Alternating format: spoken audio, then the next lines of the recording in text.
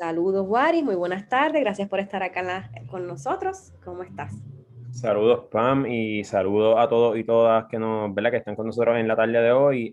Como siempre, para mí es una alegría y un privilegio, ¿no? Eh, Poder estar acá con todos ustedes, con todas y todos ustedes, y compartir un poquito de, ¿verdad? De lo que he aprendido, de lo que he tenido experiencia, que es lo que generalmente hablo, y eso vamos a estar hablando hoy sobre todo, ¿no? Vamos a estar hablando de algunas estrategias técnicas y prácticas que podemos implementar a nivel de nuestra producción agrícola para así ser tener menos efectos adversos ante el embate de un fenómeno atmosférico, en este caso huracán. ¿No? Van a ver que yo le cambié un poco el nombre a la presentación, porque estas técnicas pues también nos pueden ayudar a enfrentar otros tipos de fenómenos atmosféricos, pero básicamente lo hacemos porque estamos en medio de la temporada de huracanes. Ya mismo comenzamos la época más activa, que siempre sabemos que entre esos meses de finales de agosto, septiembre y un tanto a principios de octubre. Eh, Así que nada, vamos a estar hoy hablando un poco de esto. Muchas de las técnicas van a decir, mira, pero es que esto es de sentido común, y sí, con ese propósito lo hacemos, ¿no? Porque a veces lo más simple se nos olvida y desde hace un tiempo hacia acá, en especial en la parte de producción y demás, pues he tratado de enfocarme, ¿verdad? En mantener las cosas lo más simple posible, pero siendo simples, que sean eficientes, ¿no? Y útiles. Mientras menos nos compliquemos, pues mejor, ¿no? Así que vamos a estar hoy hablando un poco de eso. Algunas de estas técnicas he tenido la oportunidad, ¿verdad?, de haberlas presenciado, visto la efectividad que tenían, ¿no? En especial luego del embate a Puerto Rico del huracán María en 2017. Y son técnicas que voy a hacer mención a unos estudios de casos que se hicieron en Centroamérica y otra isla del Caribe, luego del embate de dos diferentes huracanes, y cómo estas probaron ser sumamente eficientes para minimizar los daños a nivel de finca. Así que nada, voy a empezar a compartir mi pantalla por acá. Pamela, por favor, déjame saber si estamos, si estamos viendo lo que se supone. Yo voy a empezar a correr la presentación ahora. Estamos viendo tu pantalla desktop. Ok, Ahora, ahora la tenemos. ahora sí. Muy bien. Bueno, de igual manera, ¿verdad? Yo quiero hacer hincapié que yo tengo pues un tanto de conocimiento, experiencia en esto, pero reconozco que no lo sé todo, ¿no? Y no lo pretendo, ¿no? Siempre busco cada día seguir aprendiendo un poco más, así que tengo mucho respeto por toda la experiencia y todo el conocimiento que tienen los productores y productoras, como la mayor parte de las personas que nos acompañan hoy. Así que si quieren compartir alguna experiencia, dar una recomendación o incluso si digo algo que ustedes no le ha sido efectivo, pues por favor los invito en plena confianza. Estamos acá como pues tipo conversatorio, ¿no? A que lo comparta a través del chat o a través de la parte de preguntas y respuestas. Así que bueno, pues vamos a empezar por acá. Nada, como le digo para mí y muchos de ustedes ya saben, pues mi nombre es Waris, trabajo como agrónomo de World Central Kitchen para Puerto Rico y las otras tres localidades donde corremos el programa, Bahamas y las Vírgenes Americanas y Guatemala. Y aprovecho también para darle un saludo caluroso a los compañeros y compañeras de Guatemala que nos acompañan hoy. Bueno, vamos a empezar a definir lo que son, en verdad, los eventos o fenómenos atmosféricos. Dice que la mayor parte de estos fenómenos se debe a cambios en temperatura, presión y o densidad en la atmósfera. Ok, cuando hablamos de esto, si ustedes miran, cuando estamos hablando de huracanes, que lo están monitoreando y demás, y ustedes van a ver que están diciendo, mira, estamos midiendo la presión y son tantos bares, o cuando estamos viendo una depresión tropical que se está formando, miden, ¿verdad? La presión que hay en el centro de ese sistema para saber si tiene potencial de bajar esa presión y así desarrollarse el sistema, ¿no? Básicamente, todos estos eventos que ocurren aquí en nuestro planeta, ¿no? Se dan en base a cambios de temperatura y densidad de aire, en el aire específicamente, ¿no? Eh, Generalmente los asociamos con eventos extremos como los huracanes, lluvia intensa o sequía, pero también pueden haber de tipo óptico, hídrico o meteorológico, ¿no? Vamos a ver un poquito de ejemplos sobre ello. Un fenómeno atmosférico del tipo óptico, pues es lo que está ahí, que son las auroras boreales o los Northern Lights, que ocurren básicamente como por unos eventos que tiene de emisión cuando hay unas fusiones como tal dentro del Sol y la radiación que emiten las partículas. Y la atmósfera en general nos ayuda a proteger la Tierra de esto, pero al chocar estas partículas con esa parte, pues es lo que hace que se vea de esta manera el cielo, ¿verdad? Y lo pongo ahí porque es un ejemplo bien curioso y bien nítido. A mí por lo menos me fascina, ¿no? De igual manera, otro efecto atmosférico óptico son los arcoíris que lo vemos constantemente y también son maravillosos, ¿no? Y sumamente bonitos. Un efecto atmosférico hídrico, bueno, pues la lluvia, ese es un efecto hídrico. Los cambios en patrón de precipitación, ¿verdad? Cuando tenemos lo de el niño, la niña y demás, pues son factores, fenómenos o eventos atmosféricos relacionados a la parte hídrica, al agua, ¿no? El ciclo del agua que ocurren obviamente dentro de la atmósfera y un caso pues extremo de esto que en el Caribe, ¿verdad? Y básicamente alrededor del mundo estamos exentos de que ocurra, aunque no es común, son las lluvias de granizo, ¿no? Y lo puse ahí para poner un evento un poco menos cotidiano, un tanto más extremo, ¿no? Y los fenómenos o eventos atmosféricos, que son los más que nosotros tenemos en la mente, ¿no? O los más que identificamos como fenómenos atmosféricos, pues son los meteorológicos. Y en este caso, pues específicamente, vamos a estar hablando y haciendo referencia un tanto, como ya explicamos, a la época de huracanes. Y pongo esta foto ahí, ¿no? Porque esto es una foto impresionante, tan es así que no sé si recuerdan, al menos acá en Puerto Rico, el año pasado creo que fue, estuvo difundiéndose nuevamente a través de las redes, alguna broma que alguien hizo esto y había gente pues como un poquito asustado o asustadas, que no es para menos. Pero esta foto hace referencia al 2017, a septiembre del 2017, algunos días antes del embate del huracán María a Puerto Rico, y eso que tienen ahí son 3 huracanes de magnitud significativa en el trópico, ¿verdad? En el Caribe, en la cuenca del Caribe, ¿no? En nuestro vecindario, como decimos ahí, si miran, el que está más a la izquierda era Harvey, el que está más grande en el centro era el huracán Irma, que a pesar de que no nos tocó directamente, parte de Puerto Rico sufrió daños severos por el huracán Irma, y el que tiene más a la derecha, pues era el huracán, si no me equivoco, se llamaba José o Jesús, no me acuerdo, era uno de los dos nombres, disculpen, no me acuerdo específicamente, pero que pongo la foto haciendo referencia a que cada vez las temporadas de huracanes van a ser más severas y estos fenómenos van a ser más intensos, ¿no? Obviamente, producto del cambio climático. Cuando ocurren este tipo de eventos atmosféricos, son como las válvulas de escape. Si usted tiene una olla de presión, ¿verdad? Y usted sabe que sube la temperatura y de repente abre la válvula donde suelta el vapor, pues básicamente cuando las aguas están tan calientes que ocurren estos eventos, son como esa válvula de escape para esas temperaturas altas. Y dado a la actividad que el ser humano ha causado en el planeta, pues cada vez van a ser más frecuentes, por lo que debemos entonces pensar que debemos planificar y desarrollar todo, ¿verdad? En el contexto de que el cambio climático es real, que esperemos que no pase, pero que no estamos exentos y puede ser bien probable que volvamos a pasar por eventos como estos. Esa temporada del 2017 pues, fue una de las más activas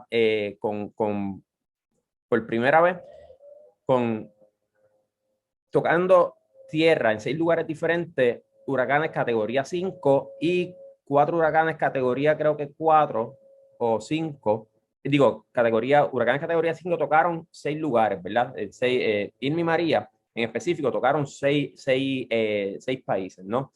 En el categoría 4 tocaron 5 lugares, tocaron tierra, ¿no? Y en la historia del contexto de Estados Unidos ha sido la temporada de huracanes con mayores pérdidas económicas, ¿no? Billones y billones. Más importante de eso, con pérdidas de vida, ¿no? Y en ese contexto, pues, sabiendo que eso está presente y volviendo a repasar lo que dije hace un momento, es bien importante prepararnos y planificar en el contexto de que esto es una realidad que tenemos que afrontar y sí hay métodos para poder ser realmente resilientes a estos huracanes, a estos eventos, ¿no? Pero antes de pasar específicamente con las prácticas, hablamos de atmósfera y vamos a repasar un poquito de lo que es la atmósfera. La atmósfera es toda esa área, ¿verdad? O esa zona que hay entre la superficie terrestre y el límite espacial.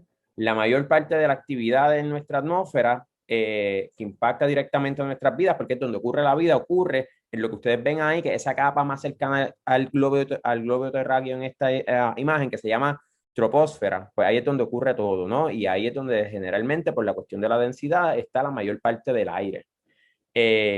Si nos alejamos del trópico, ¿verdad? El aire tiende a ser menos denso, si vamos hacia el trópico tiende a ser un tanto más denso, ¿no?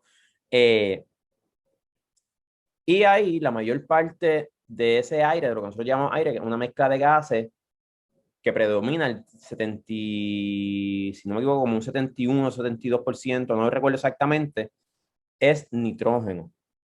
Oxígeno solamente es como un 21%, y eso es lo que nosotros necesitamos, ¿verdad? Respiramos para poder vivir, ¿no?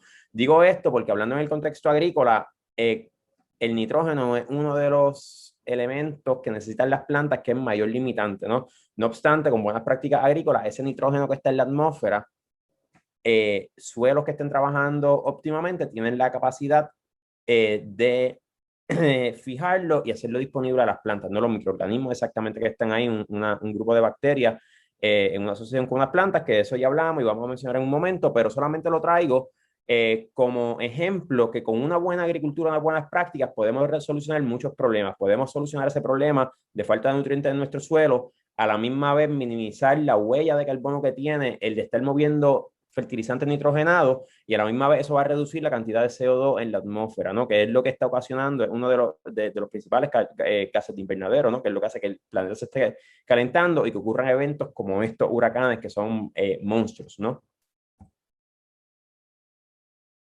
Vamos a empezar a hablar de estrategias preventivas y quiero, ¿verdad? Puntualizar aquí que básicamente hoy lo que vamos a estar hablando es de diseño y prevención, ¿no? No vamos a entrar en detalle de recuperación y de relief y de recuperación después de un huracán, porque pues cogería bastante. No obstante, hoy estaba trabajando con esto y luego lo hablaremos más en detalle, pero probablemente el próximo año en el programa de Capacity Building pues hagamos una serie de talleres dirigidos, ¿verdad? A lo que es preparación antes, durante y luego del embate de un tipo de fenómenos como estos, ¿no? Pero por hoy pues vamos a estar hablando más de medidas preventivas. Y empezando por aquí con estrategias preventivas, dice aquí diseño del proyecto. Y eso, como dicen por ahí, pues es bastante obvio, se queda de la mata, pero cuando yo pongo esto aquí y haciendo referencia a lo que dijeron en algunos momentos, es que debemos, ¿verdad? Y yo lo recomiendo enfáticamente que de ahora en adelante, cada vez que nosotros vayamos a diseñar nuestro proyecto, hacerle mejora, a repensarlo, lo pensemos en el marco de que estos eventos van a pasar, ¿no? Y por eso es bien importante, desde la ubicación estratégica, de dónde van a estar las estructuras, los caminos de nuestras fincas, cómo deben ser, el área de almacén, la maquinaria que vamos a utilizar, lo que vamos a comprar, las inversiones que vamos a hacer, todo debe estar en el contexto, ¿verdad? Que podemos enfrentar uno de estos tipos, un evento de este tipo, ¿no? Lo otro es el plan de producción. Y cuando hablamos de plan de producción, aquí caen muchas cosas, pero bien importante sobre eso, y ahorita vamos a hablar un poco más de esto, es también el plan de, pues, por ejemplo, si yo soy un agricultor de cultivos como tal, que no es la parte de producción animal, aunque, o de producción animal también, pues entonces trato de diseñar mi plan de siembra sabiendo que dentro de esos meses, en especial en el caso ¿verdad? En los meses más, en los meses pico, que son finales de agosto hasta principios de octubre, qué tipo de actividad va a estar sucediendo que me facilita a mí en caso de un embate poder volver a la carga o sufrir menos daños, ¿no? Por ejemplo, si yo soy un productor de cultivo, pues en ese momento una de las cosas, ¿verdad? Dentro de la gama de prácticas que puedo hacer para minimizar estas pérdidas o los riesgos, es que digo, pues mira, yo en este momento pues me voy a dedicar más a producir cultivos que sean, que crezcan debajo de la tierra, ¿verdad? Raíces y tubérculos, por dar un ejemplo, para tener menos pérdidas. O si soy productor, ¿verdad? De animales, si lo mío es la producción animal y tengo una época de empadronamiento y una época donde están de parición, donde están las crías, pues voy a intentar que entonces esa época de parición de mis animales, donde voy a tener crías pequeñas, pues no ocurra en estos meses pico para así minimizar todo el trabajo que yo puedo tener o las pérdidas que pueden representar, por dar un ejemplo, ¿no? plan de contingencia. Y si miran, ¿verdad? Y de los que sean participantes de nuestro programa, saben que nosotros en la solicitud preguntamos si usted tiene un plan de emergencia o un plan de contingencia. Y esto puede sonar, ¿verdad? Como decir, ah, mira, pero que esto es un plan, escribir tanto y demás. En mi caso, ¿verdad? Yo les recomiendo que, aunque si no lo tiene en papel, ¿verdad? Y si no lo tiene detallado, al menos en su mente sepa qué voy a hacer. Por ejemplo, viene un huracán, yo sé que hay amenaza. A 72 horas del evento, déjame ver qué yo preparativo yo tengo que ir haciendo. A 36 horas, déjame ver en qué punto yo estoy. Ya cuando el caso es inminente, entonces ahí sí que si tengo que tomar medidas prácticas como mover animales, hay gente que tiene frutales que lo sé, ¿verdad? Porque lo vi durante el huracán María, previo al huracán María, estaban podando árboles de frutales cuando sabían que ya era inminente, etcétera, etcétera. Pues tener ese plan para que usted sepa cómo usted va a salvaguardar su producción y también, pues, sus otras pertenencias como lo que es su vivienda, su familia, etcétera. Eso les va a ayudar a ustedes a organizarse en ese momento. De igual manera, cuando empieza la temporada de huracanes, cuando estamos entrando en estos meses que son ya pico, pues es importante también yo saber, mira, qué abasto yo tengo que tener por si acaso pasa un huracán, yo no tener que salir a última hora a buscarlo. ¿Qué cosas yo tengo que tener? A lo mejor usted tiene un tanque de combustible, como nosotros hemos subvencionado, por ejemplo, en Bahamas, tanques de combustible, especialmente para pescadores que lo mantienen lleno durante esta época. Otro ejemplo, si usted necesita comprar alimento animal, etcétera, ¿no? ¿Qué es lo que yo tengo, necesito? Y un plan de recuperación pensando en que si pasó esto, ¿qué es lo que yo voy a empezar? Y obviamente, eso es un plan y está en papel ahí. Va a depender de la magnitud y de lo que pase, pero al menos ese plan le va a dar el potencial a usted de poder entrar en operación lo antes posible. Entonces, vamos a ver unas pocas de práctica que nos van a ayudar entonces a poder manejar mejor estas situaciones. Y vamos a llamarlo, ¿verdad? O yo le llamé prácticas para la reducción de desastres. Y cuando digo la reducción de desastres es porque nada o ninguna de ellas, y tengo que ser responsable y decirlo, son infalibles, ¿no? En especial cuando estamos viendo eventos que son de las magnitudes como las que tenemos hoy en día, que cada vez van a seguir siendo es probable que sigan siendo más constantes. Así que no son infalibles, pero ayudan mucho y si están combinadas entre ellas son mucho más eficientes. Vamos a empezar hablando por el manejo adecuado de suelo. Y si usted ya ha visto otros de mis talleres, va a decir, no, pero si usted lo que hace es hablar más que de suelo. Y no es lo único que hago, pero es de lo principal que hago, porque siempre yo parto que el éxito para una agricultura exitosa es el suelo.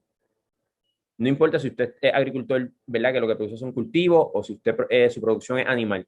El suelo es la base de cualquier tipo de operación agrícola exitosa y de ahí, en eso, en el suelo, es que estriba la resiliencia y el éxito de su operación. Lo menciono varias veces de diferentes maneras porque quiero que por lo menos ustedes se queden con eso, ¿no?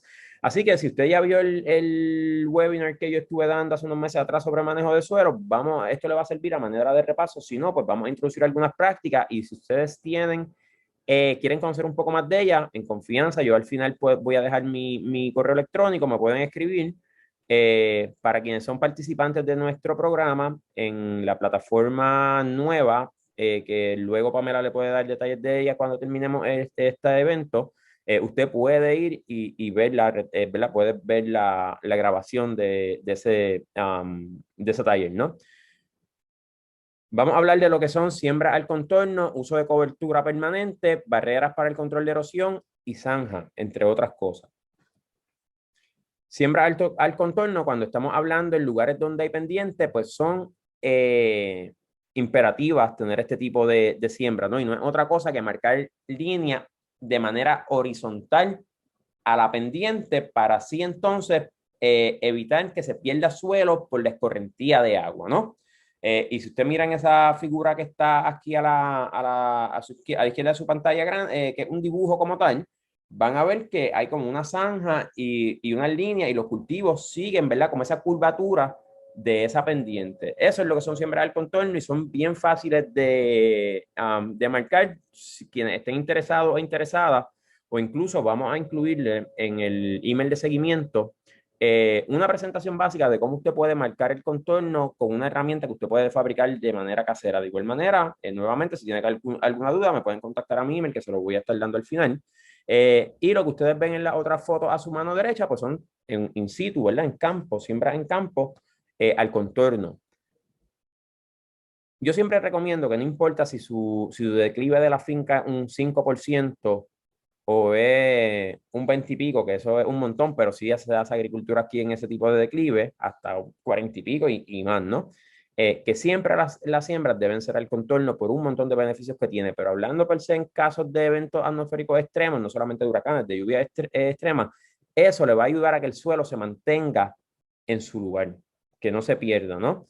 Y recuerde, o bueno, recuerde, no, ya algunos de ustedes me deben haber escuchado diciendo que yo digo que cuando se pierde el suelo, se pierde la finca, literalmente, y lo vimos mucho durante el paso del huracán María o luego del huracán María, y la erosión de suelos causa pérdidas millonarias en el mundo anualmente.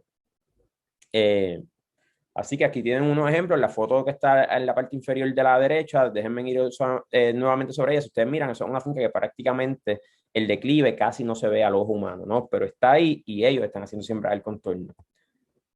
Lo otro son las coberturas permanentes en el suelo. Esa foto que está por ahí a mano izquierda superior es una siembra, no es en Puerto Rico, en Centroamérica, y es una siembra de café al contorno, pero si ustedes miran el suelo no está desnudo, el suelo tiene una cobertura permanente. Cuando hablamos de coberturas permanentes, son plantas que generalmente tienen un tipo de crecimiento rastrero. Muchas veces usted puede introducir plantas, ¿verdad? Que además de servirle de cobertura permanente y suprimir malezas también, que es otro de los efectos milagrosos que tienen, le ayudan a aportar nutrientes al suelo, ¿no? En especial plantas que son fijadoras de nitrógeno, como lo es el maní forrajero, el Arachis pintoi o Arachis glabrata, disculpen que se me hace difícil mencionar esa palabra, pues además de que nos sirven para cubrir el suelo permanentemente, también nos ayudan a fijar un poco de nitrógeno, que es un aporte nutricional a nuestros cultivos, ¿no? Eh, la otra foto que tienen ahí a mano derecha, y a lo mejor hay alguien por ahí en el público que va a decir, adiós, caras, pero si esta es mi finca, pues sí, esta es la finca de nuestro nuevo integrante de la red de productores de alimentos acá en Puerto Rico, que se llama Juan Torres Ramos, en el pueblo de San Sebastián, que Juan en este caso, en vez de aplicar algún tipo de herbicida o algo así que causa efectos adversos en el suelo y promueve la erosión, pues él lo que ha hecho ahí en su finca es que ha ido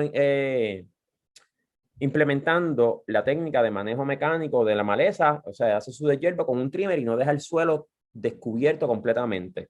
Siempre también yo le menciono a la gente que la primera barrera de control de pérdida de suelo o control de erosión, que es la palabra correcta, es mantener el suelo cubierto. ¿Ok? Muchas veces si usted va a la literatura le va a decir, no, pues una buena cobertura, esta, aquella es la otra. En lo que usted puede establecer una cobertura, si es que le interesa en su finca, no importa, la vegetación espontánea que esté allí, no la remueva, manténgala controlada de manera mecánica, da un poco más de trabajo, pero a largo plazo usted se está ahorrando un montón de dinero y un montón de otros problemas. ¿Ok? Vamos por acá. Lo otro son las barreras para el control de erosión. Además de esa siembra al contorno, de mantener ese suelo cubierto, si usted mira la foto de la izquierda en su pantalla, eso es una foto de Costa Rica y usted va a ver que hay una línea, ¿verdad? De algo que parece maleza, tanto horizontal como verticalmente a lo largo, que es la que se ve por acá. Déjame ver si se ve mi cursor por aquí. Esto que está por aquí. Eso que está ahí, esta gramínea que está acá, que es el vetiver o el pacholí. Y acá en Puerto Rico, por lo menos después del huracán, se puso bastante de moda, aunque se venía utilizando desde hace muchos años. Y tiene la peculiaridad de que esta planta, miren el sistema de raíces que produce. Esto es una foto de un vivero que produce vetiver en Colombia.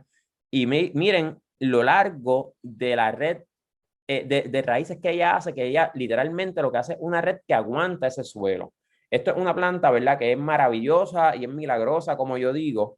La conozco desde hace varios años, ¿no? Y he tenido la oportunidad de leer un tanto de ella y de utilizarla. Previo a yo venir a trabajar acá a World Central Kitchen y hacer otras cosas, pues yo trabajé varios años como contratista independiente y una de las cosas que hacía con regularidad eran proyectos de control de erosión, no solamente en fincas, sino también a nivel residencial, y esta planta era principalmente lo que yo utilizaba, ¿no? Esto lo que hace es que crea una red, ¿verdad? Que aguanta el suelo, es una planta que es una gramínea, pero no se le va a convertir en maleza porque ella lo que hace es que se hacen cepas. Ella no va a producir semilla que la pueda el viento transportar y que se le convierte a usted en un dolor de cabeza. Además de esto, es buenísimo porque ella crece bastante en hoja y usted puede podarla y esa poda la puede utilizar para producción de composta, de materia orgánica o simplemente la puede utilizar como arrope o mulch para el suelo para así evitar que crezcan malezas dentro de las áreas de siembra, ¿no? Así que el vetiver es una planta que es altamente recomendada como barrera para el control de erosión. No obstante, también usted puede utilizar otros tipos de arbustos o de árboles que son bastante resistentes, que no crecen tan grandes como barrera de control de erosión y también como rompeviento dentro de los campos que usted tenga, ¿no? Otro tipo de barrera de control de erosión, ¿verdad? Son estas que son barreras que son no vivas, ¿verdad? Estábamos hablando de barreras que son vivas, estas que no son barreras que no son vivas y son móviles. Eh, Puede ser, ¿verdad? Que usted haga una estructura que sea movible, como lo que es hacer literalmente calles de piedra, y esto es bien común. Se puede hacer a lo largo de la pendiente, se puede ir acumulando piedras que usted tenga en el área para entonces hacer esa barrera de control de erosión, o puede hacer ya una estructura utilizando piedras, ¿verdad? En este caso, en Puerto Rico es bien común que se use lo que se llama gavión, la piedra de gavión, que es un tipo de piedra que se saca en las canteras, que se le llama así, ¿verdad? Por el tamaño que tiene, y es esto que tenemos acá a su mano derecha. Esta foto no es una foto que está en el trópico, es de una producción de olivo en España, pero me gustó mucho y por eso fue que la decidí utilizar acá. Y se pone, en este caso la están utilizando a lo largo de un swale, ¿verdad? Que es un tipo de zanja más grande para recoger y descargar aguas de la finca. Entonces se coloca a lo largo de ese tipo de zanja para romper la velocidad y el paso del agua. Son estructuras, ¿verdad?, que se utilizan como barreras para el control o pérdida de suelo. Lo otro, pues son las zanjas, que son sumamente efectivas. Estos son, cuando hablamos de zanjas, esta que estábamos viendo anteriormente, ¿verdad? Y disculpen que se me olvida cuál es el nombre específico en español, se le conoce como swale porque es más grande, pero tenemos este tipo de zanjas que son las más comunes que vemos a nivel de finca, que son zanjas de infiltración y también son zanjas que se le llaman zanjas de ladera, ¿no? Y esto es un sistema que nosotros podemos diseñar en la finca para descargar el agua de manera adecuada y así prevenir que haya pérdida de erosión cuando hay eventos extremos de precipitación.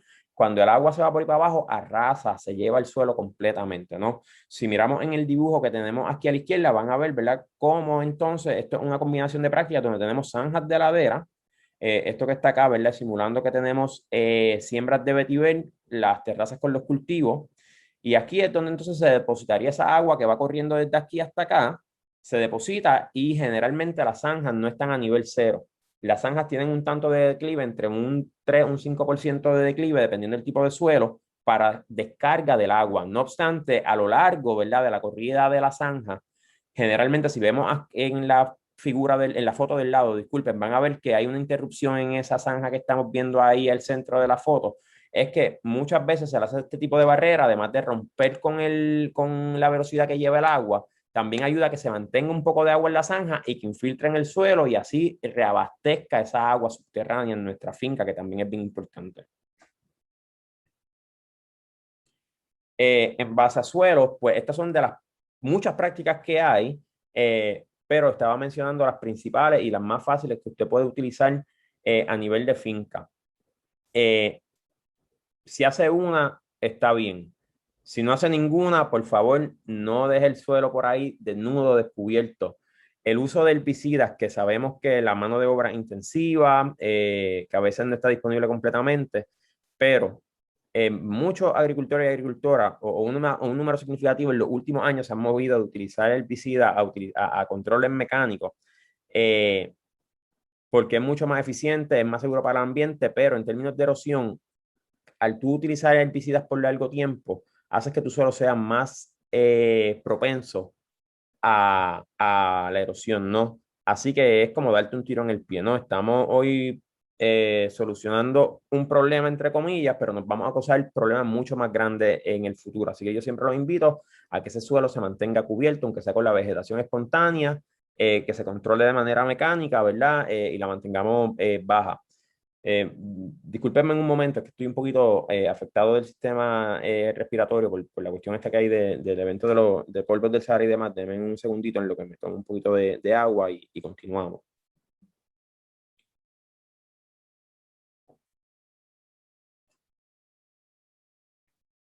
Ok. Bueno, por último, hablando del suelo, yo le puedo decir que medidas preventivas, por lo menos ese manejo adecuado del suelo va a representar entre un 30, un 40 o a veces hasta un 50% de lo que usted debe hacer para evitar tener problemas mayores por este tipo de eventos en su finca. Un suelo bien manejado tiene un montón de potencial, en especial manejar el agua de manera adecuada, no solamente en la descarga, sino también en la infiltración de agua. Y lo bueno de esto es que nos ayuda a que esa agua se mantenga en nuestras fincas, ¿no?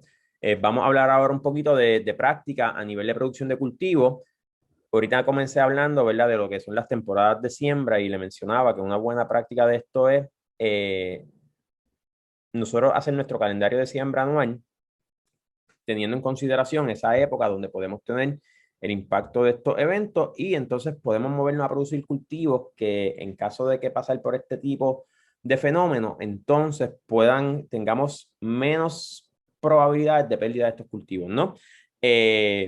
Cultivos resistentes, de eso vamos a hablar un poquito ya mismo, abastos de semillas, medidas fitosanitarias y mantenimiento de cultivos perennes. Ok, voy a hacer aquí un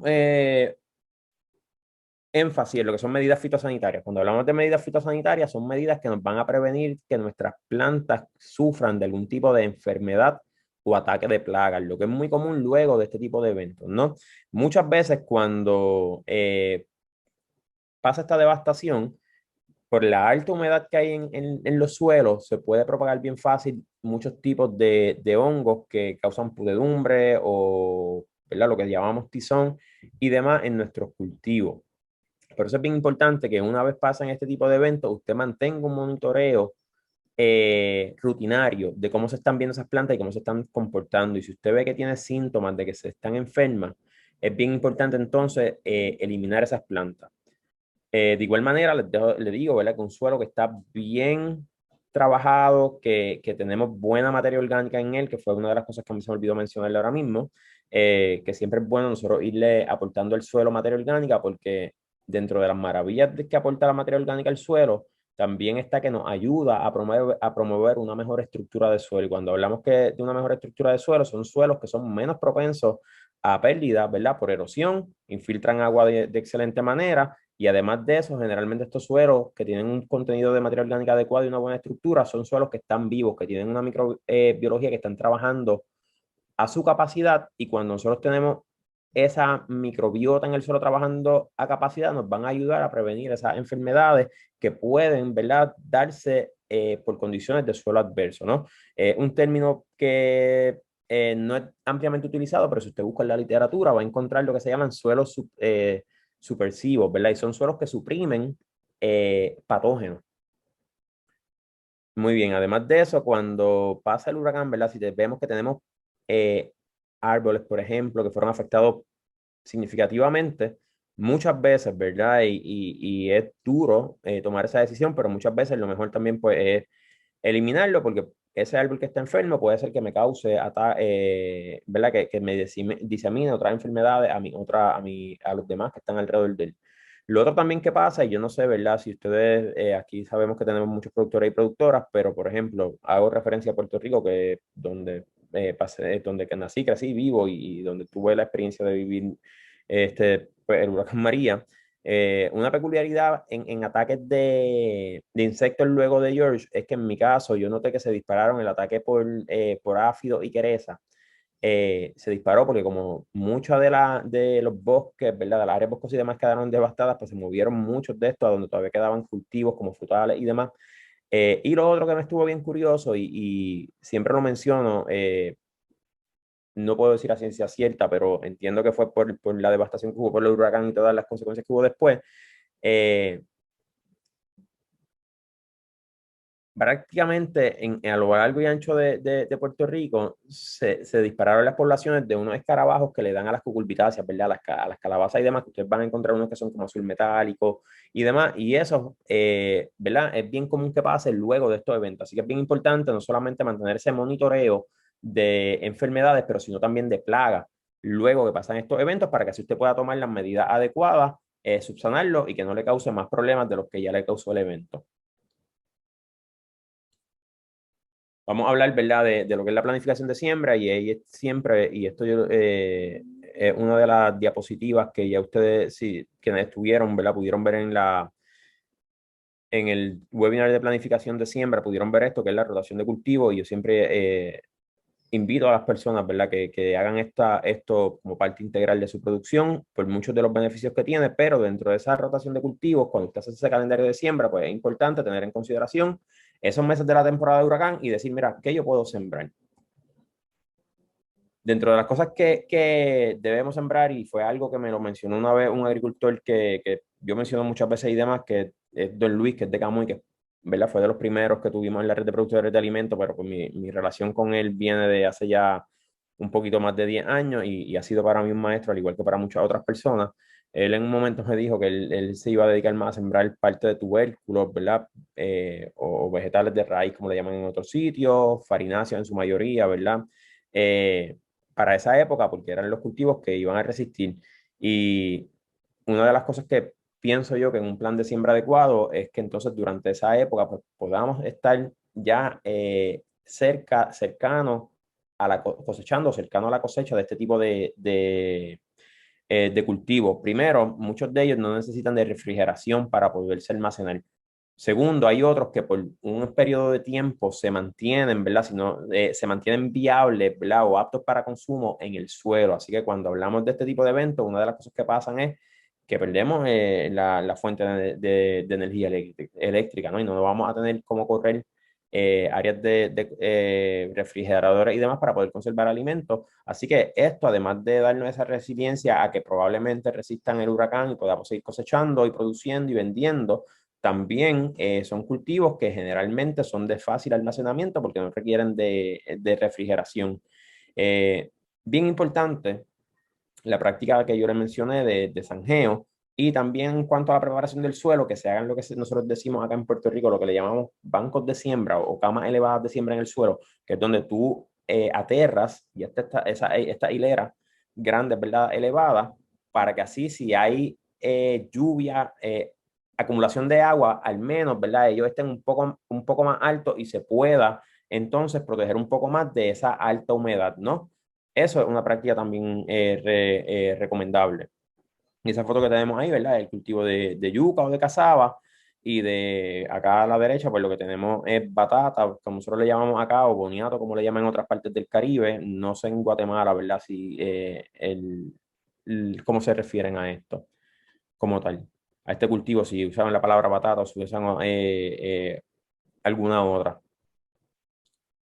Esto que yo puse aquí de semillero, como una anécdota que le quiero hacer, yo tengo amistades, agricultoras y agricultoras, que varias de ellas me dicen que ellos pasaron parte del huracán haciendo semilleros, porque ellos sabían que cuando regresaran a la finca no iba a quedar mucho de los cultivos, ¿no? Y cuando pongo esto de los semilleros, ¿verdad? Lo pongo a manera de recomendación, que si usted sabe que el paso del huracán es inminente, usted tiene su semillero, salvaguarde su semillero, o tan pronto pase el evento, comienza a hacer semillero antes de empezar a limpiar la finca. Si hay cosas que no son extremadamente urgentes, previo a usted empezar a limpiar esa finca, esa área de siembra, haga los semilleros para que una vez usted ya tenga la finca limpia, inmediatamente pueda empezar a sembrar.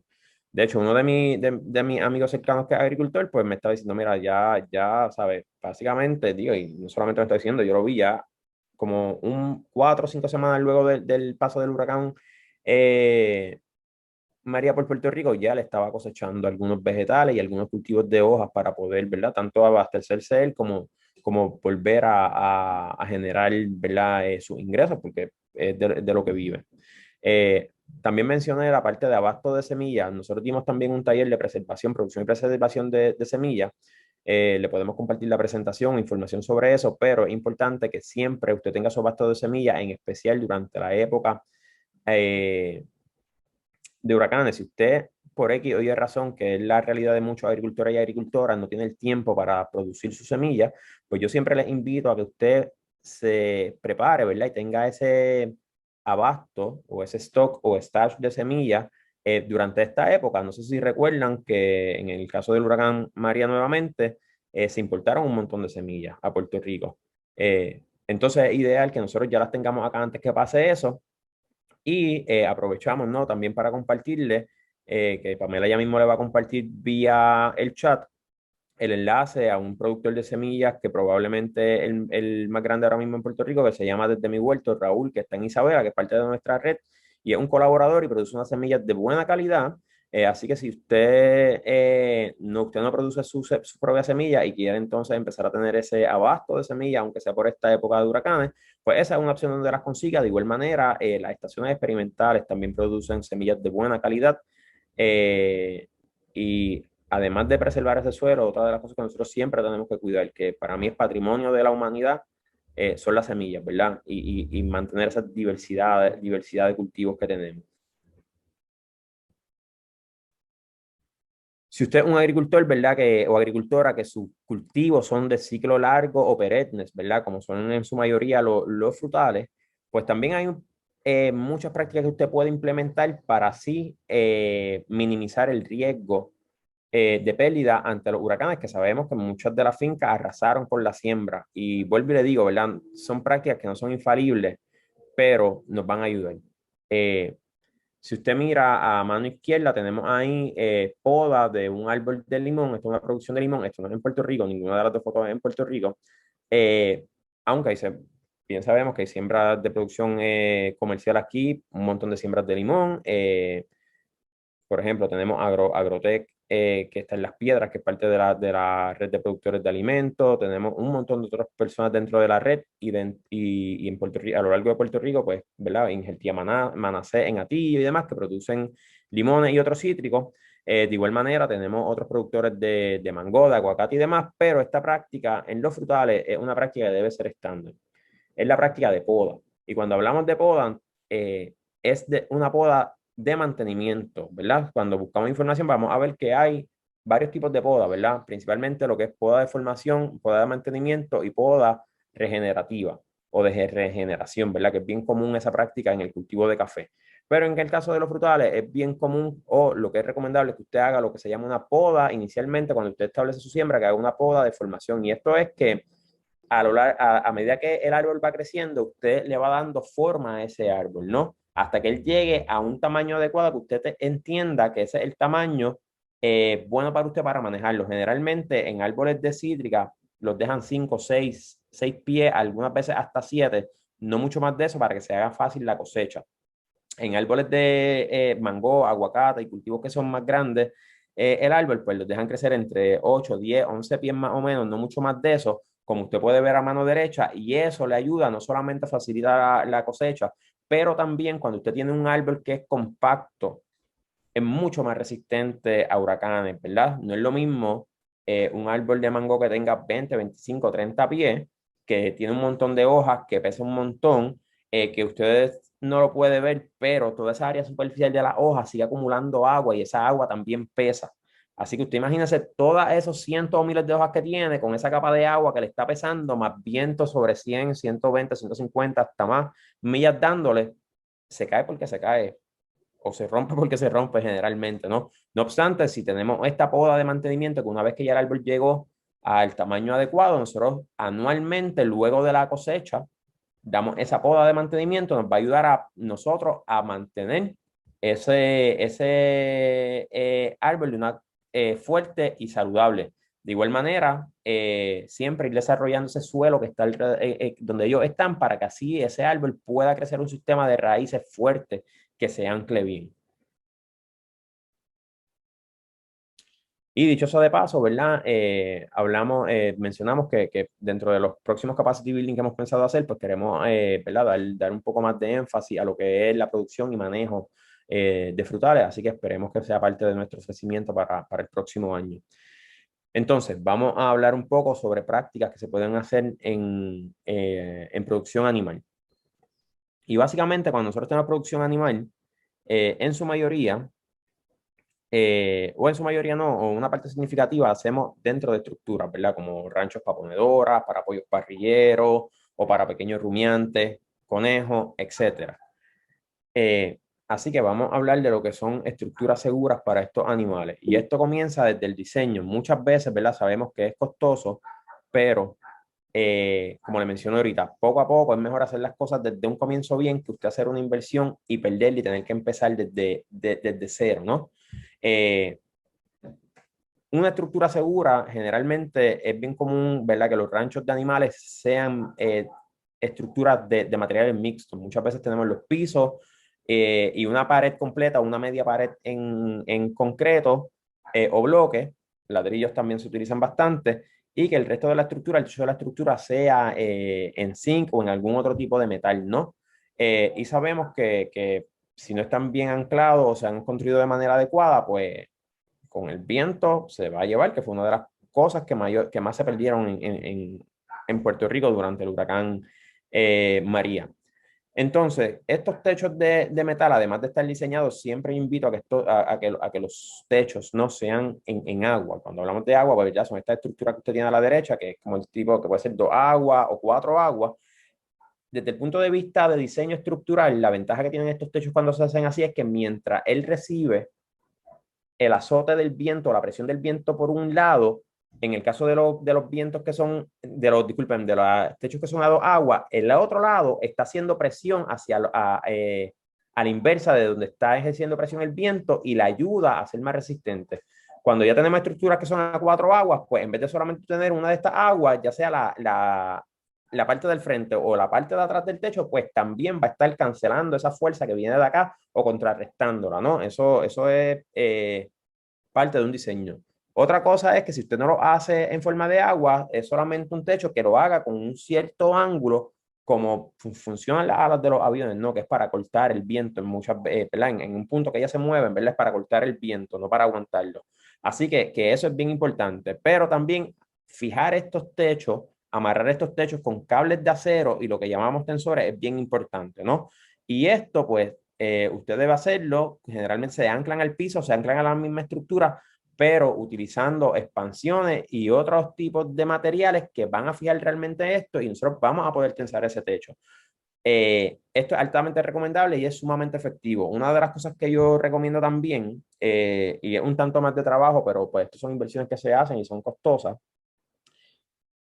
En mi caso, yo recomiendo que cuando se acabe la época de huracanes, usted remueva ese sistema de anclaje, ¿verdad? Que remueva los tensores y que remueva el cable. ¿Por qué? Porque en el trópico la alta humedad muchas veces va a empezar a causar corrosión de estos materiales. Muchos de estos cables vienen con una cubierta plástica que es muy buena, pero al estar en el trópico, nosotros tenemos más incidencia de rayos ultravioleta y demás, hace que eso se vaya rompiendo y nuevamente expone el cable a las condiciones ambientales de alta humedad y demás, y pues puede ser que ese cable se vaya, haya corrosión, vaya perdiendo fuerza y que en caso de un viento severo o algo así, pues el cable ceda o se rompa, ¿no? Eso es bien importante. Lo otro también es el espacio entre las columnas y las vigas que va a tener adentro, ¿no? Eso lo vamos a ver en un momento, ¿no? Si miran acá, esto es básicamente como se ve una estructura de madera por dentro o como se debería ver y usted ve el espacio que hay, que tiene, son bastante seguidas, las vigas, las columnas de la manera que se hacen, el grosor que deben tener, todo esto va a depender del tamaño y las cargas que vayan a tener. Y es bien importante utilizar estas otras piezas de metal que están ahí, que son los famosos anclajes. Es sumamente importante utilizar este tipo de pieza para así hacer la estructura que sea más resistente. Es más costosa, pero esa inversión alta inicial le va a asegurar a usted, ¿verdad? O le va a minimizar el riesgo de pérdida y que le salga mucho más caro tenerlo que volver a hacer si tenemos un embate, ¿verdad? O si pasa por este tipo de eventos. Lo otro que yo recomiendo, que usen los clavos. Si va a utilizar clavos, que use los clavos adecuados. Generalmente son clavos que parecen como, que tienen como, parecen como si fueran como una broca de taladro o una mecha, ¿verdad? Tienen como un tipo de tracción, que eso lo que hace es que ayuda a que el clavo se ancle bien. o preferiblemente, y si se puede, aunque un tanto más costoso, utilizar el sistema de pernos, ¿verdad? De tuerca y tornillos o tornillos, ¿verdad? Que son generalmente para madera, que además de tener la rosca regular, al final tienen también como una espiral que eso lo que hace es que pega las piezas y las sella bien. Así que utilizar hacer una construcción adecuada es imperativo para entonces usted minimizar ese riesgo de pérdida. Lo otro también, pues, es la experiencia empírica, la invención, ¿verdad? Que usted tenga y en base a lo que usted haya visto, lo que usted entienda que usted pueda hacer en esa estructura o de la manera que usted las puede reconstruir o diseñar para que sean entonces, enfrenten las condiciones que usted sabe que van a pasar en el área de su finca. Y esto es un buen ejemplo de eso. Esta foto que tenemos acá es uno de nuestros participantes en Bahamas, específicamente en la isla de Gran Bahama, que durante el azote del huracán en el 2019, básicamente casi toda la isla quedó bajo agua, ¿verdad? En unas partes más que otras, pero entonces él se llama Henry Duncombe, lo que él hizo fue que aprovechó todos los postes que estaban por ahí que se iban a desperdiciar y los utilizó como las columnas para elevar este corral. Y este corral era de adentro, en un área tiene ovejas y en el otro tiene cabros. Así que como esto es parte de su producción, él lo elevó en caso de que hayan inundaciones, pues esos animales están protegidos porque están elevados al suelo, ¿no? Y entonces, pues estos que ven que están, los demás puestos que están es que él sigue, ¿verdad? Según sigue incrementando el número de animales, pues va a seguir expandiendo esa estructura, ¿no? Así que es como, ¿verdad? Es como, le dicen por ahí como climáticamente inteligente a las cosas o algo así, pero esto pues eso viene mucho de la experiencia empírica. Otro tipo de estructura segura son las verjas. Y pongo esta verja, ¿verdad? Aquí o este cercado aquí, ese ejemplo, porque si ustedes miran a lo largo de esa calle, ustedes no van a ver que hay árboles grandes cerca de ella.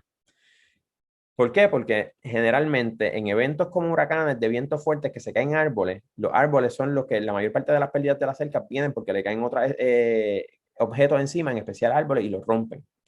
Así que es bien importante que usted siempre mantenga limpieza área. Hay mucha gente que utiliza postes vivos, ¿verdad? Para poner los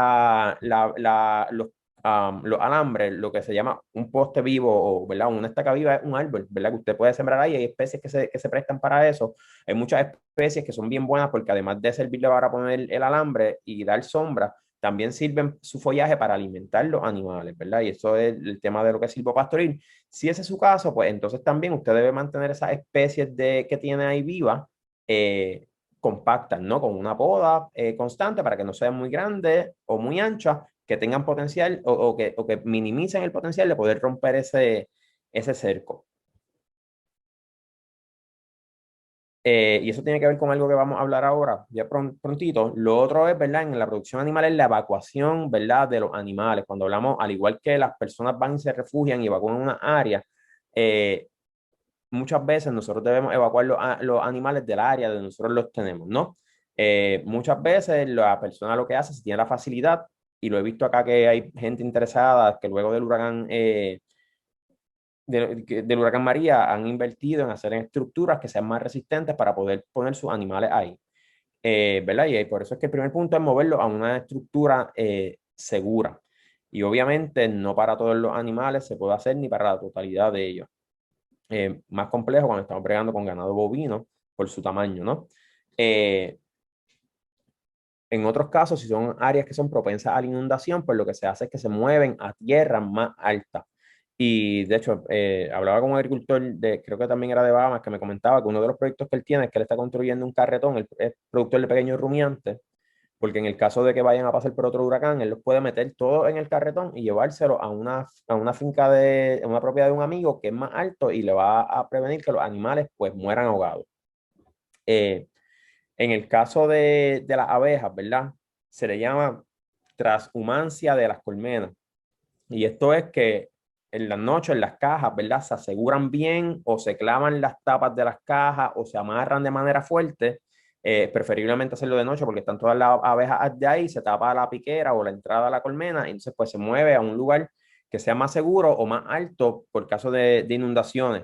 No obstante, es interesante, en noviembre tuve la oportunidad de estar visitando Santa Cruz para ir a evaluar algunos proyectos que estaban solicitando nuestro programa y visitamos una finca donde la persona, el agricultor, que es parte de nuestro programa hoy en día, él tenía las colmenas como en unos tipos de bancos fijados con postes al suelo, pero no eran muy altos. Y él lo que hizo fue que fijó las cajas de las abejas ahí y según lo que él nos cuenta, durante el paso del huracán Irma, que fue uno de los que dio más fuerte allá, en esa época, él no perdió ni una sola colmena. Interesante. Estaba buscando a ver si tenía una foto acá, pero no la tenía. Si en algún momento la encuentro, pues maybe también la compartimos como parte del email. Eh, lo otro también, cuando estamos hablando de que la decisión que vamos a hacer con los animales, pues miren, en ocasiones se opta por dejarle en el campo y no estamos hablando de abandono o de maltrato animal, sino que esa es la mejor opción para ellos. Muchas veces, vuelvo y le repito, si no es propenso a inundación, es bien común que se haga con las vacas, digo, con el ganado bovino, ¿no? Tanto vacas como toros, incluso con bueyes. Y cuando yo estaba hablando ahorita de las verjas, que tienen que estar limpias, que no deben ser propensas a que se rompan con otros objetos, ¿verdad? Lo que podamos evitar que pase es porque nosotros podemos dejar los animales en el campo y vamos a estar seguros que no se van a ir del área de nuestra finca, ¿verdad? Así que eso es bien una decisión que no es fácil, pero muchas veces es la más adecuada, ¿no? Eh, Acá tenemos un ejemplo de lo que es una estructura resiliente o lo que será, ¿no? Esto es en la empresa agrícola San Rafael, que están en el pueblo de Quebradilla. Ellos son parte de nuestra red de productores de alimentos. Es un proyecto que se dedica por décadas a la producción de novillas de reemplazo. Y en este caso, ellos utilizaron parte de los fondos de nosotros para hacer un macheo de fondos para poder construir esta estructura con propósito de que en caso de un evento como de esta magnitud, pues poder poner parte de los animales dentro de ella, pero también poder almacenar medicamentos y alimentos dentro de esto, ¿no? Y si ustedes miran ahí el interior de esta estructura, pues miren ese tamaño de esas columnas que tiene, las vigas H que están utilizando y la cantidad de vigas que tienen para poder asegurar que la estructura va a ser resiliente. De igual manera, miren, ¿verdad? Los anclajes que tienen de las vigas de metal de las columnas de metal y demás. Así que esto es un ejemplo pues, de una estructura que pretende ser resiliente para ese propósito. Y cuando yo le estaba mencionando ahorita de que muchas veces la opción es dejar los animales, en especial el ganado vacuno, es una opción poderlas dejar en el campo, pues vean, esto aquí ustedes tienen esa gráfica que ustedes ven ahí, están viendo una simulación del impacto del viento a través del cuerpo de una vaca, ¿verdad? O de un bovino. Y las vacas, los bovinos tienen la peculiaridad que por estudios que se han hecho son mucho más aerodinámicos que muchos de los vehículos que nosotros utilizamos. Eso en combinación con su peso, si están en un área, ¿verdad? En un predio de la finca que están seguros que no es propenso a inundación, que no es propenso a que puedan volar partes de estructura y causarles daño físico o árboles y demás, pues muchas veces esa es la opción, ¿verdad? Yo tengo un buen amigo también que él usa bueyes en su finca y durante el huracán él dejó los bueyes en un predio de la finca, de hecho los tuvo que dejar amarrados, pero con bastante soga, y cuando regresó a la finca los bueyes estaban sanos y salvos. Eh, Obviamente los dejó con todas esas precauciones en campo abierto, así que, ¿verdad? Lo puse ahí para que pues, tengan una idea de por qué a veces pues esta es una buena opción, además que pues, son animales que son extremadamente pesados. Lo otro que estábamos hablando en cuanto a producción animal, al igual que pasa en el caso con nosotros, ¿verdad? Con los seres humanos, pues debemos asegurarnos de tener un buen abasto de agua y de alimentos. Y estas fotos que pueden ver ahí también es de uno de nuestros participantes, en este caso esto es Vieques.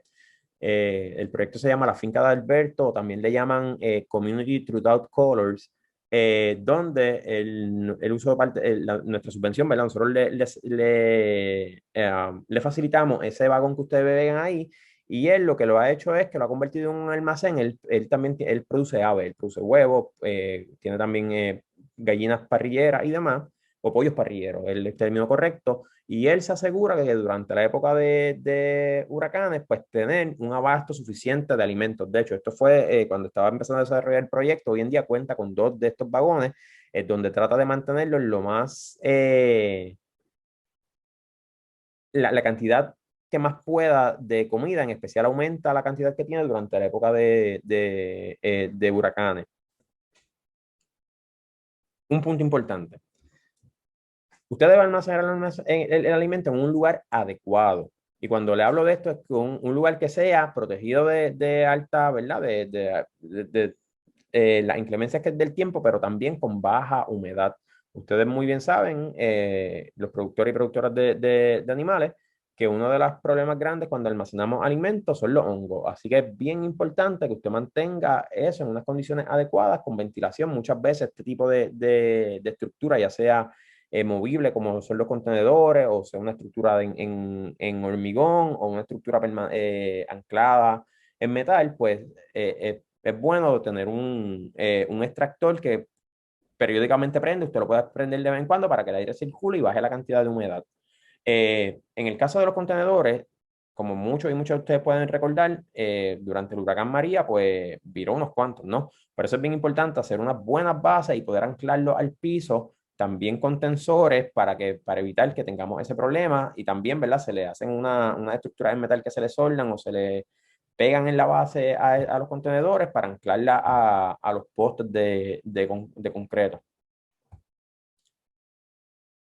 Lo otro, pues el abasto seguro de agua. Cuando hablamos de abasto seguro de agua, tenemos que hablar de lo que es almacenamiento. Y almacenamiento puede ser como esta charca que tienen ahí a mano izquierda de su pantalla, que, ¿verdad? No, esto es como una charca modelo, puedes decirlo así. Esto es un proyecto que también nosotros apoyamos en Añasco, y esta charca pues se construyó por el Servicio de Conservación de Recursos Naturales, o NRCS, del Departamento de Agricultura Federal, pero ahí, ¿verdad? No tiene que ser así. Usted puede hacer una charca más pequeña en su finca, un tanto más rudimentarias, que le ayuden a almacenar agua. De igual manera, pues puede ser el almacenamiento en cisternas de estas plásticas o tanques de agua plástico, o también, ¿verdad?, en cisternas de concreto. Eh, si usted hace el almacenamiento en cisterna, generalmente una cisterna, un huracán no se la va a llevar, dependiendo del galonaje, ¿no?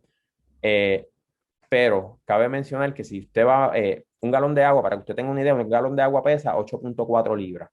Eh, Eso en kilos es más o menos como algunos 3 punto tanto kilos, si no me equivoco. Yo creo que un kilo es 2.2 libras.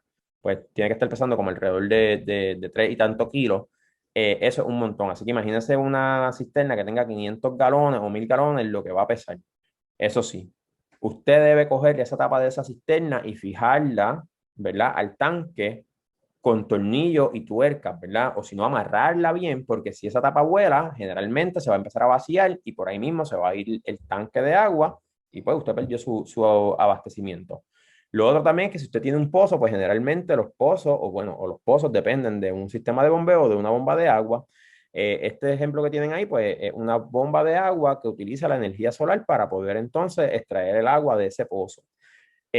Hoy en día lo pongo aquí, ¿verdad? Porque sol lo tenemos plenamente, y sabemos, en especial acá en Puerto Rico, que luego del huracán María la energía solar pues se ha puesto de moda, como quien dice, y lo útil que fue.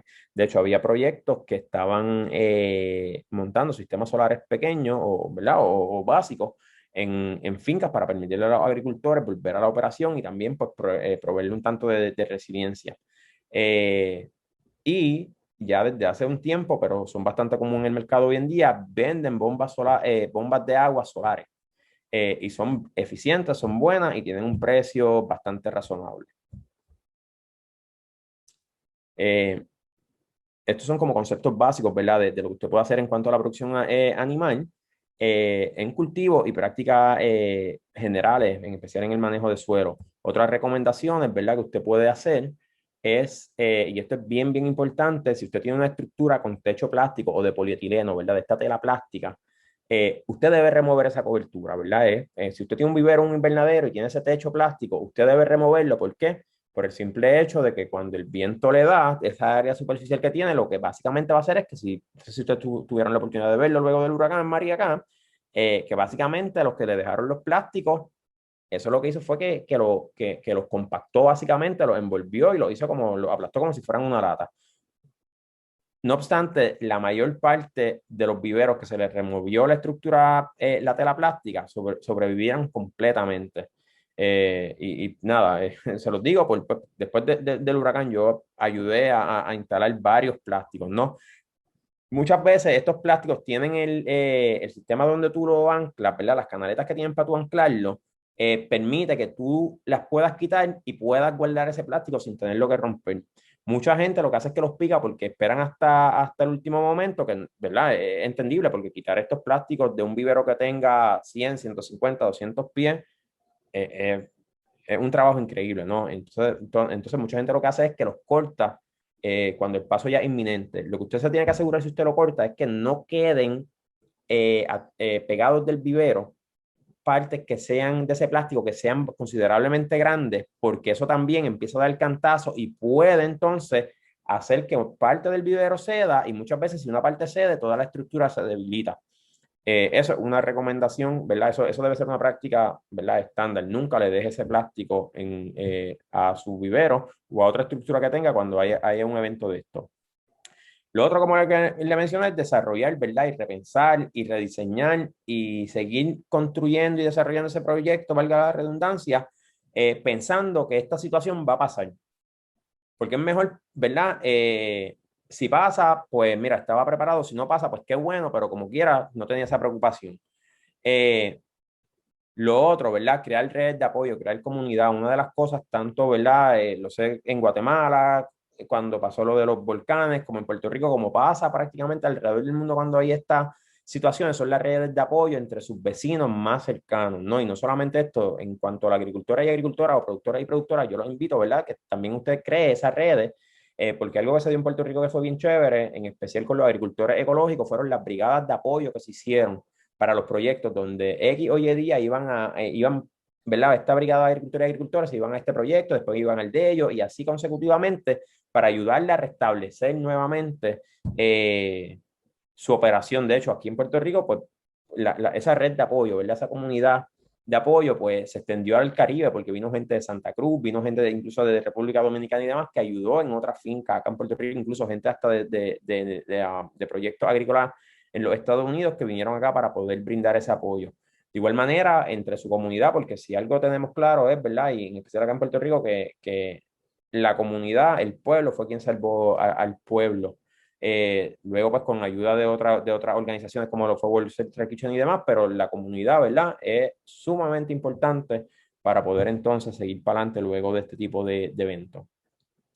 De ser posible, obtenga un seguro. En Puerto Rico, por ejemplo, pues tenemos la cooperativa, la Corporación de Seguros Agrícolas, que después del huracán María cambiaron muchos de las presunciones que se necesitaba para poder obtener un seguro. Vamos a enviarle un poco más de información sobre eso en el email. De igual manera, el gobierno federal pues tiene unos seguros que no cubren mucho, pero cubren algo, que son libres de costo. En Guatemala no sé, ¿verdad? Y eso lo hablaré con mi compañero Eduardo, a ver qué alternativas hay para también informarle a los productores y productoras de allá.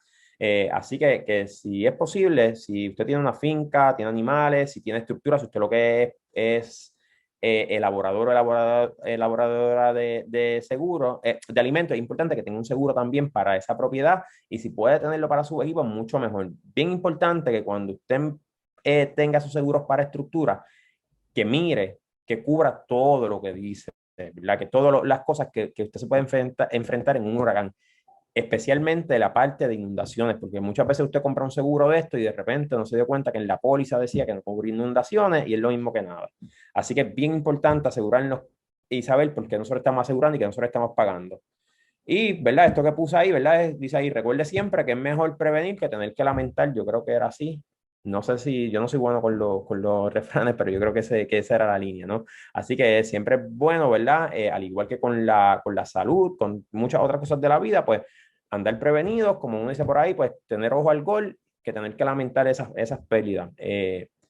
Estos eventos atmosféricos u otros desastres naturales como erupciones de volcanes y demás son sumamente lamentables, pero a la misma vez pues tenemos que seguir y han pasado, de hecho son los que hacen que la vida hoy en día sea lo que es. Así que es bien importante que lo utilicemos también como experiencias para aprender, ¿verdad? Y podernos hacer un tanto más fuertes en cuanto a esto y poderlo atajar de una mejor manera en un futuro.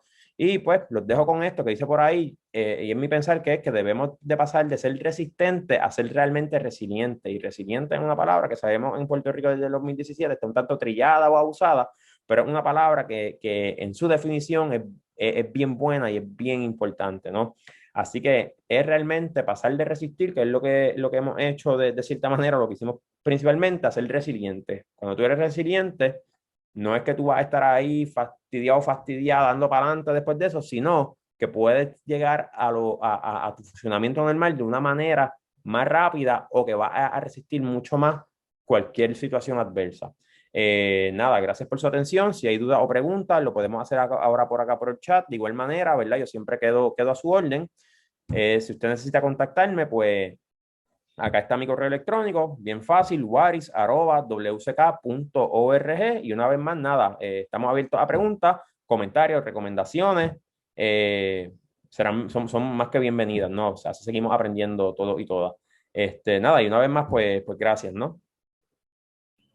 Muchísimas gracias, Juárez.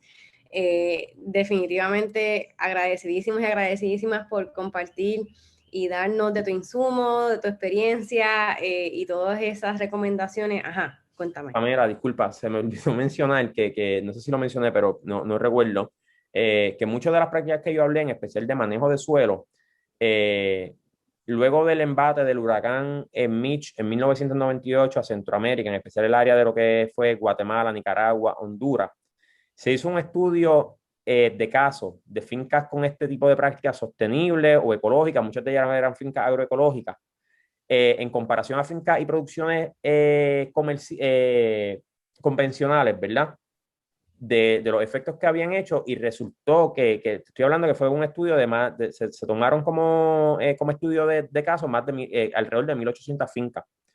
Y las fincas que tenían este tipo de prácticas resultaron ser mucho más resilientes y tuvieron pérdidas por menos de un 20 a un 40% menos de pérdidas que las fincas que no tenían estas prácticas, que las fincas convencionales. De igual manera, esto se corroboró luego del embate del huracán Ike a Cuba en el 2008. Así que hay varios estudios, ¿verdad? Vamos a compartírselos. De hecho, uno de los autores de ese estudio del 98 allá en Centroamérica se llama Eric Jorge Jiménez, que ¿verdad? Él trabajó por mucho tiempo en la Universidad de Santa Cruz en California, pero pues su madre es puertorriqueña, ¿no? Así que son cosas que estamos hablando que están más que probadas, que son eficientes. Fantástico, ¿no? De verdad que yo creo que la cuestión es precisamente ponerse las pilas y prevenir antes que lamentar, así que yo estoy súper agradecida que nos hayas dado toda esta información mega valiosa para que nuestros y nuestras participantes puedan adoptar ya unas medidas preventivas y no tengamos que esperar hasta, ¿verdad?, resolviendo o respondiendo, como estabas diciendo, a cualquier embate que nos zumbe la vida. Tenemos unas preguntas abiertas, pero igual invitando a nuestros y nuestras participantes que aprovechen, ahora es el momento, nos envíen sea por el chat o por la sección de preguntas y respuestas todas sus dudas y consultas a nuestro agrónomo. Tenemos la oportunidad de acá convertir esto en una conversación, así que queremos invitarles a que lo hagan así junto a nosotros. Tenemos una pregunta por acá nos preguntan dónde podemos conseguir la planta de pacholí o semillas. Pues mira, ahora mismo hay algunos viveros que producen. Yo puedo enviar, ¿verdad? Algunos contactos cuando enviamos el email de seguimiento. Todo va a depender, ¿verdad? Del área donde usted esté ubicado, que sea mejor para comprarlo. De igual manera, el pacholí, pues, ahora mismo yo hace tiempo que no compro. Últimamente, cuando si necesito, como pues no estoy haciendo proyectos grandes ni nada de esto, pues yo busco una cepa y la divido yo. Así que de igual manera, si usted no es que la necesite urgentemente, usted puede entonces buscar a alguien que tenga una cepa, sacarla a veces un poquito fuerte, ¿verdad? Pero usted la saca, yo lo que hago es que la meto en un cubo con agua o algo así, por lo menos un día o dos, para que se vaya soltando y después prácticamente tú la puedes ir rompiendo a mano o si no con lo que se llama una sierra recíproca o un soso, que son las sierras estas que son eléctricas, que tienen este movimiento así como adelante y hacia atrás. Con eso se pueden separar. Generalmente el precio de pacholillo, pues cuando lo compraba en grandes cantidades, lo compraba en blocks, en bandejas como las de los semilleros, pues estaba entre $75, $1 por cada block. Pero pues hay veces que los precios, si te lo venden ya en un tiesto, pues a veces tienen hasta $3 por tiesto, a veces hasta más. Bueno, pues definitivamente entiendo que sí hay algunos viveros que tienen el pacholí o vetiver, es cuestión de entonces quizás hacer algún research por las redes. Si ella nos deja saber dónde está ubicada, nosotros probablemente podamos recomendarle alguno. Exacto, si quieren dejarnos saber en qué región se encuentra, pues así podemos darle una recomendación más efectiva. Nos comparte nuestro compañero en Guatemala, Eduardo Canú. Saludos, Eduardo, que sí, efectivamente, en Guatemala el banco Banrural se pueden adquirir seguros agrícolas, o sea, para cultivo, que con relación a lo que estaba comentando Waris, a nuestras compañeras guatemaltecas tendrían esa oportunidad a través del banco Banrural. Así que gracias, Eduardo, por compartirnos ese nugget de conocimiento. La dama que nos pregunta por el Pacholí es de la región de Corozal. De Corozal. Así que Bueno, no sé, es algo que la estación experimental quizás tenga. no sé si la estación experimental tiene, yo voy a verificar con alguien que está en la zona y le dejo saber. ¿Verdad? Anyway, lo que hago es que todas las personas que están registradas le va a llegar un email, ¿verdad? Con el material de apoyo. Así que en ese material de apoyo, pues entonces podemos enviar la lista de los lugares donde puede, dependiendo en qué zona esté, donde puede conseguir el vetiver. Me consta que también en la región de Corozal hay unas oficinas de Conservación de suelo. conservación de suelos, que es el NRCS, que le conocen comúnmente, y ellos son muy buenos recursos también que les pudiesen apoyar a localizar viveros o personas que vendan vetiver. Así que esos otros recursos, la dama que está allá en Corozal, que pudiese explorar. Y para los participantes, la gente que está acá en Puerto Rico, ¿verdad? Si usted es un agricultor y tiene su finca, ¿verdad? Su finca es registrada con USDA, estas prácticas de conservación de suelo las incentivan, ¿verdad? NRCS se las puede remunerar a usted de manera económica. Fantástico. Bueno, nuevamente invitando a nuestros y nuestras participantes, si tuviesen alguna preguntita o duda, ahora es el momento, estamos ya en la recta final de esta oportunidad educativa. Nuevamente agradeciendo a Waris por compartir todos estos recursos. Mañana estamos otra vez con Waris Sayas, pero estaremos dando el mismo contenido en inglés, así que si tuvieran conocidos o conocidas que se pudieran aprovechar de esos recursos, pues pueden invitarles a esta sesión que tendremos mañana ya en inglés. Sí, por acá nos menciona Juliana, saludos Juliana, que en Guatemala ha comprado vetiver en el ENCA y Vivero Floriade, y por ahí puse el número de teléfono que es 590-78-28-3. Gracias, Juliana. Muchísimas gracias, Juliana. Estoy copiando ahora mismo la información para ponerla por el chat y se puedan beneficiar quienes estén acá visitándonos de Guatemala en esta sesión. Sí, no, ¿verdad? Y mencionar que nada, que esto que yo hablé hoy son prácticas sumamente básicas. Hay un montón de otras cosas que se pueden utilizar, ¿no? Así que esto fue solamente algo básico. Y aunque suene que es así de básico, pero es bien, bien eficiente. Poder hacer este tipo de, ¿verdad? De preparativos, por llamarlos de alguna manera, en cuestión del huracán. Y son cosas que a veces, ¿verdad?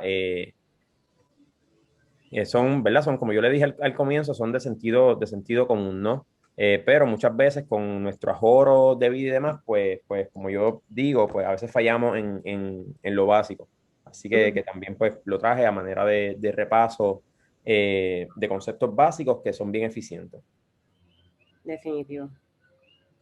Bueno, estamos creo que ya acá. Ajá, tenemos otra pregunta de nuestra compañera Juliana. Saludos nuevamente. ¿El isote es bueno para contener paredes también o el peso puede causar problemas? No conozco la palabra, pero lo voy a buscar rapidito lo que hizo que le diga. Estamos aquí coaprendiendo activamente. Estamos viendo si es que tenemos una terminología distinta acá en Puerto Rico, Juliana, pero vamos a ver en términos del isote. Y acá nuestro agrónomo nos va a dar un poquito más de luz.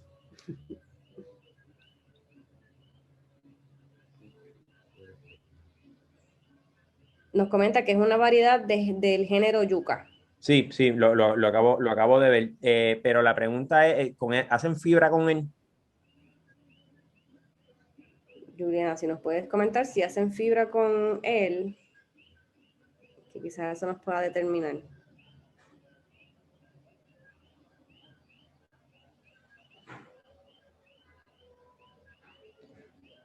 Bueno, ¿sabes? En ese caso, ¿verdad? Yo no conocía esto, puedo buscar un tanto de información y enviarle, pero, por ejemplo, si estamos hablando de aguantar o de algún otro tipo de, más allá para techos, ¿verdad? Para tensar techos o fijar techos que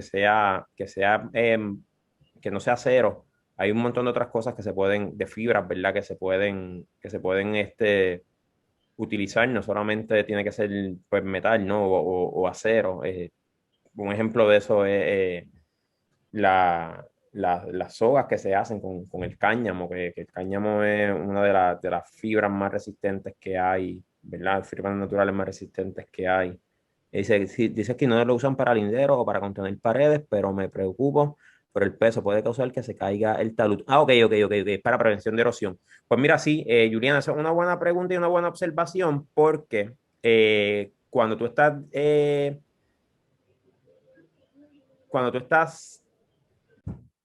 eligiendo qué tipo de barrera viva tú vas a utilizar, eso es algo que tú tienes que tener en consideración. Primero, el peso de la planta que tenga.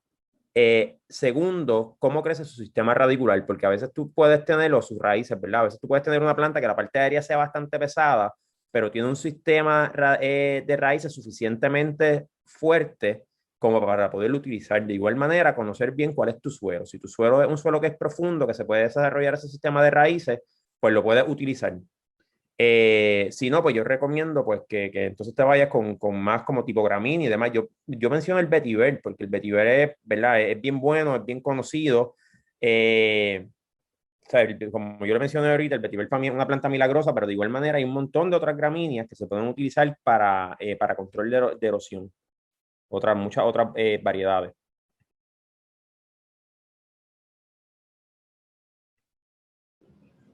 Muchas gracias.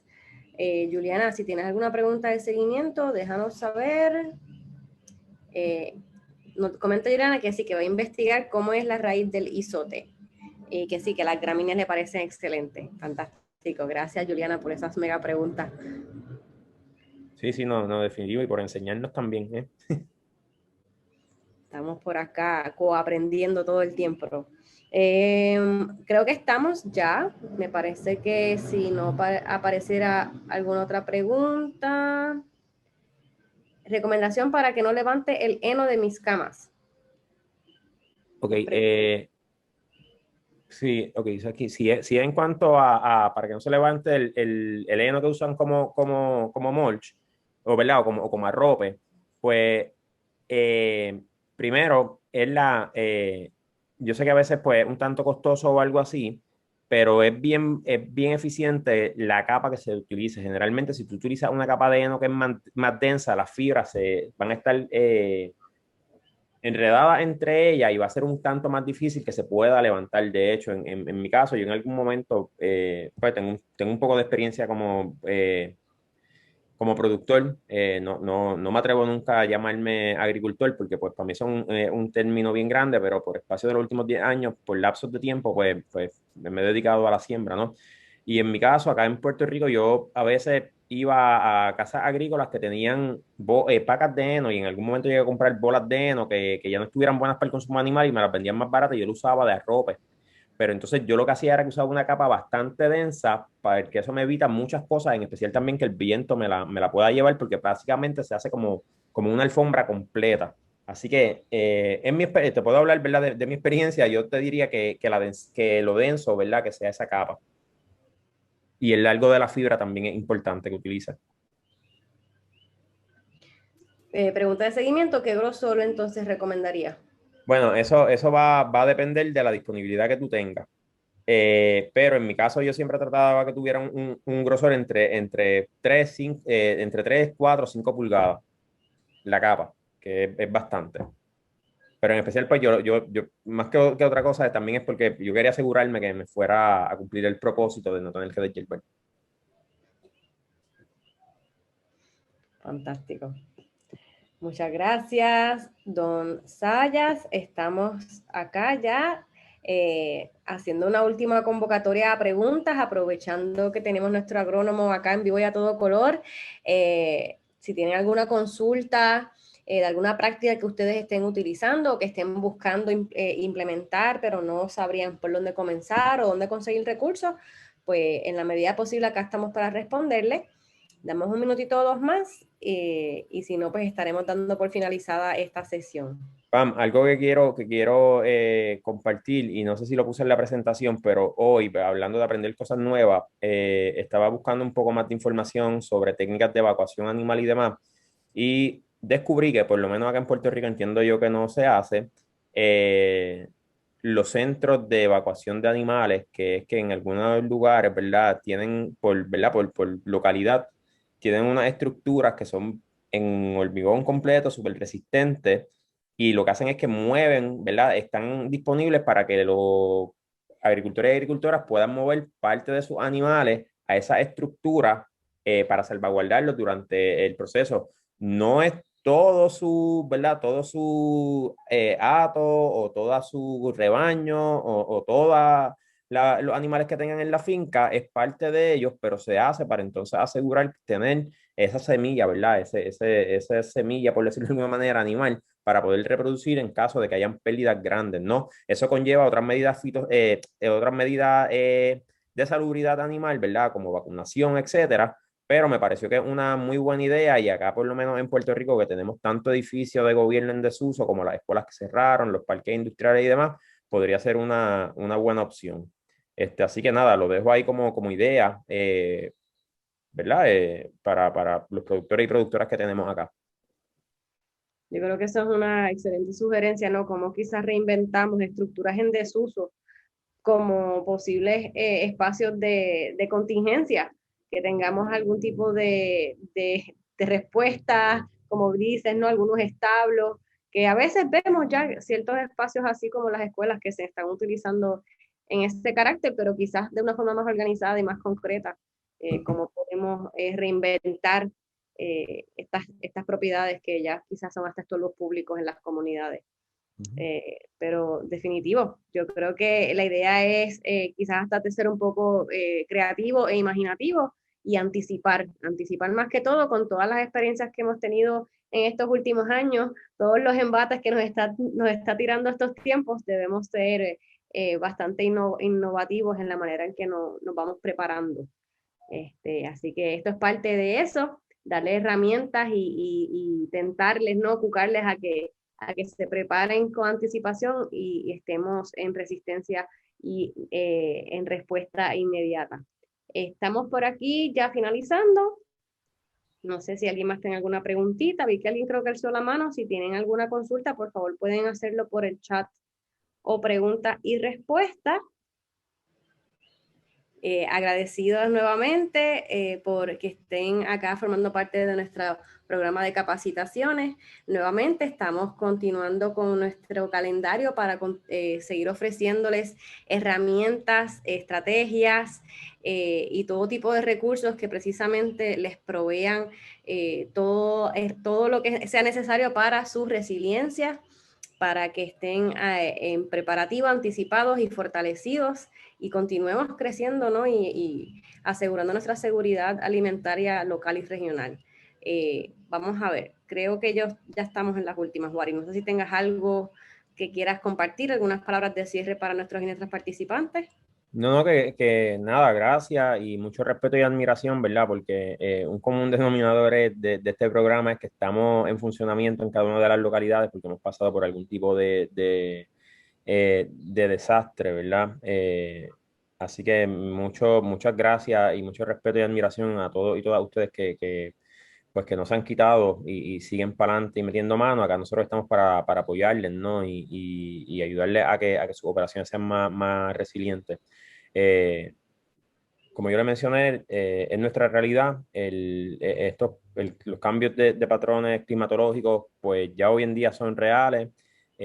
No se lo va a poder dar para atrás a esto. Sí podemos minimizarlo y sobre todo, pues podemos adaptarnos a ello.